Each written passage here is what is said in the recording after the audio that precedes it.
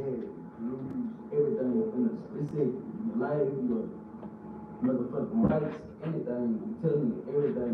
You lose it all. It's a 3 second behind dumb shit. So what's different about any other hood compared to your hood? I bet on and I was a family, we all like this. Everybody be outside the box. Those who know they from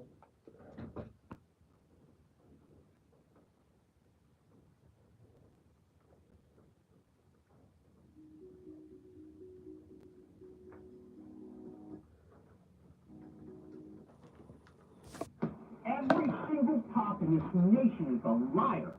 You're talking to the next law enforcement officer, buddy. I'm free to go, because this is an illegal detainment.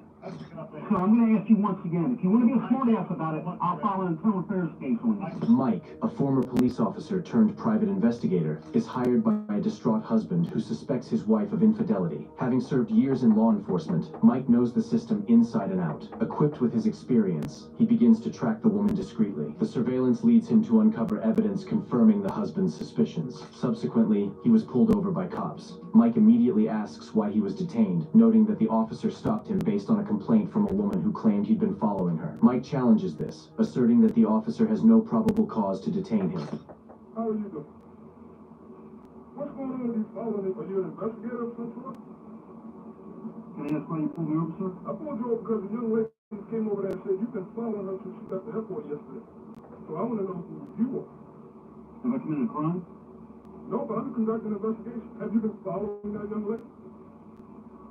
I mean, if you're an investigator, investigate what? But if you're somebody harassing her or stalking her, that's against the law. Me pulling you over to find out who you are is me doing my job. You mind getting that light out of my eyes? Sir, it's nighttime. I don't know you from Adam's house yet. I don't know if you have weapons in here. No. Move my hands right here. Well, I don't know if you have weapons in here, man. So I'm going to keep my flashlight right here where it is. I don't have it in your face. That would be in your face. I have it down. I'm trying to show you that respect. I'm illuminating the vehicle for my safety. Now, would you agree that I've answered every question you've asked me? And all I asked you was one simple question. Am I free to go? No, you are not. Not until I find out who you are. I'm conducting an investigation. Do you have your driver's license, registration, proof of insurance on you?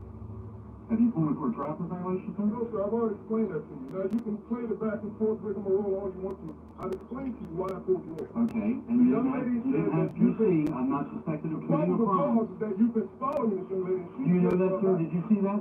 Did you see that, She deputy? came back out. Why'd you come back by? I don't have to answer questions. Okay, you don't have to answer questions. Okay? You do have to identify yourself. Sir, if you suspect me of committing a crime or about to commit a crime, I have to identify myself. You have no problem cause for pulling for a traffic violation. I asked you why you pulled me. Because the young lady said that you've been following her since yesterday. So you believe everything everyone says to you? I'm conducting an investigation. Okay. Well, you conduct right away, sir. At this point in time, I elect to not say anything. I elect to speak to say anything without having my attorney present. That would be Eric Friday. Call him. Call him. Tell him come up with.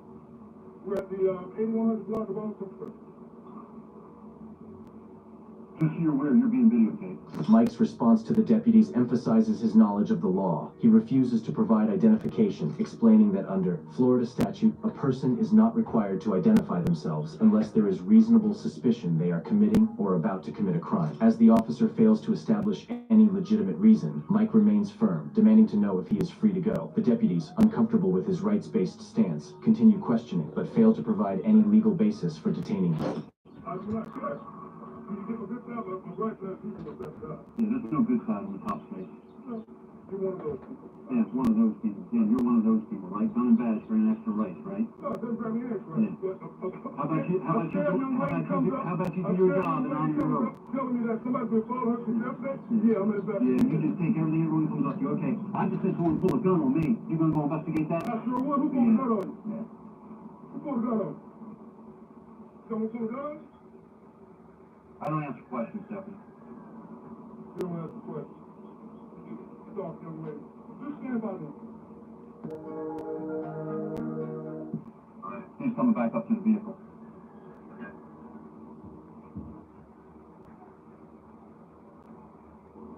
Your name and badge number, deputy?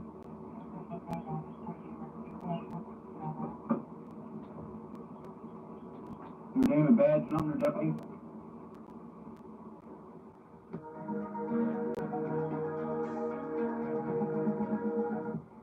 Well, the guy that pulled me is leaving.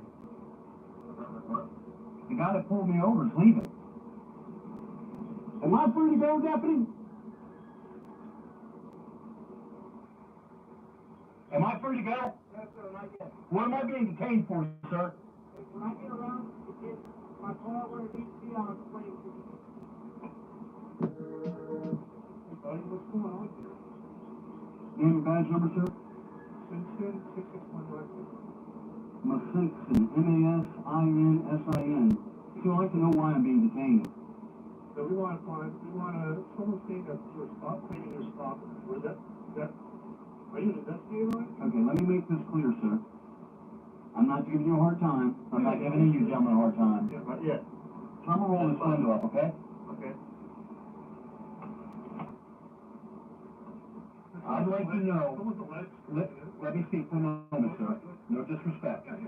I would like for you to articulate what crime you suspect me of committing or what crime you suspect me of about to commit. No, we just have to figure out what's going on here. No, sir. So you don't get to detain me to figure out if I've committed a crime, sir. The law and the statute states, in order for you to detain me, you must have reasonable, articulable suspicion that either I have committed. What is your probable cause? We got some pointing that we got that the red. That's not probable cause, sir. Throughout the interaction, Mike uses his legal expertise to expose the officer's abuse of power. He explains that exercising his rights does not make him uncooperative, a key point many officers try to twist. As noted by the Supreme Court in Miranda v. Arizona, a person has the right to remain silent and is not obligated to assist law enforcement in building a case against themselves. Mike further exposes how officers often manipulate citizens' words to incriminate them, standing firm in his refusal to answer questions. What crime do you suspect me of committing? And you suspect me of committing stalking? I want to know, were you anywhere near? I don't answer questions. You know? I do not answer questions. You have no idea. If you're going to articulate that you suspect me of committing a crime and have reasonable suspicion of that. I don't agree with it. You don't agree with our probable cause. Your name and badge number, sir? Sir, what's your name? Your name and badge number, sir? All you're being recorded. I've got 4 cameras in this truck. You're required by policy to issue your name and badge number. I'm going to ask you what. I'm speaking to this gentleman right now. I'll get your name and badge number in a minute. Your name and badge number. What's your name? I didn't hear it because I was sitting there speaking to this gentleman. So I'm going to ask you once again. If you want to be a smart ass about it, I'll file an internal affairs case on you. I didn't hear it. I'm asking you once again. So to dispense some professional courtesy and treat me with the respect I deserve. What is your name and badge number? Well, so I need to know 0051. Thank you. I appreciate that, Deputy. Was that so hard? No. Your name and badge number, sir. When I give you my name and badge number, can I have your name? Name and badge number, sir. I'd like to have your name, sir. See, the thing is, sir, the law states I don't have to give my name and information unless you suspect me of committing a crime. I don't. Then am I free to go? Because this is an illegal detainment. At this time. This is an illegal detainment. My attorney, Mr. Eric Friday, would love to bring up a civil lawsuit against you and the city for this illegal detainment. Sir, we're not trying to upset you. I'm not upset. We had a radio call. Let me give you a Go right ahead, sir. We got a radio call that a vehicle matching this description of your vehicle was harassing someone in a short sense, okay? Don't know what's transpired. We don't know anything about it. Your car meets what we were told, and that's why we're questioning you. Okay? And that's very simple. All we need to do is just ask you the name and the car and where you've been. May I ask how my name is going to establish whether I've harassed someone or not? You ask for our name. It would be nice to have your name as well. It would be, but see, I don't... You don't have to give it. I appreciate you saying that, sir. All right, you don't have to give it now. But we'd just like to know so we can settle it.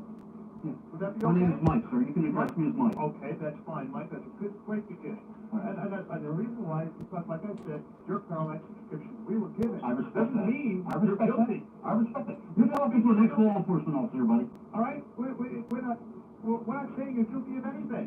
We didn't say that. Then you were illegally detaining me. I asked the last deputy that left, what was his reason for stopping me? He didn't stop me for trafficking. Let me calm down. I shouldn't be yelling at you. Thank you. I should be doing I'm not yelling at you. This deputy that stopped me, sir, did not articulate he was stopping for a traffic violation. Then I asked him what his probable cause was, or what crime he's suspected of committing, or what reasonable crime, or reasonable suspicion. The case is, as I stated, is that we had a description of a vehicle. Your vehicle matched that, and we're just here to determine, no, you're not the one, or yes, you are the one. But see, the law protects me. I don't have to answer questions. Yes, sir. But we're asking for your cooperation. And we get that cooperation. I'm cooperating. The fact that I extend my rights doesn't mean I'm not cooperating, sir. Would you agree with that, sir? But I don't understand it. If you said you're an ex-law enforcement officer, and you understand that when somebody calls us and says, hey, this vehicle was following me, okay, and we stop you, and we ask you questions regarding you, either you did or you didn't. Correct.